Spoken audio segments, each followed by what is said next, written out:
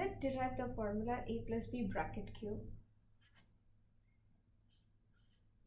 A plus b bracket cube means multiplying the same number by 3 times. So we'll multiply a plus b into a plus b into a plus b.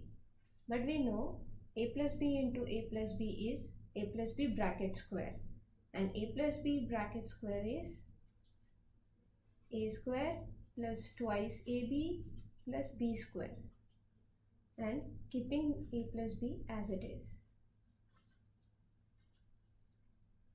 Multiplying each term with a plus b gives a square into a is a cube, a square into b is a square b,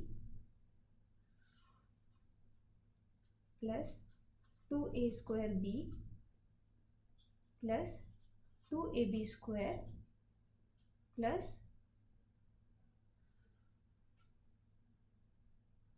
ab square plus b cube.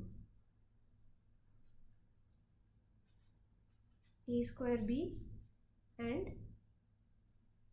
a square b becomes 3a square b plus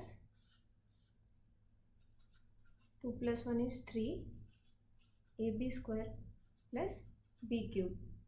So a plus b bracket cube is a cube plus thrice a square b plus 3ab square plus b cube.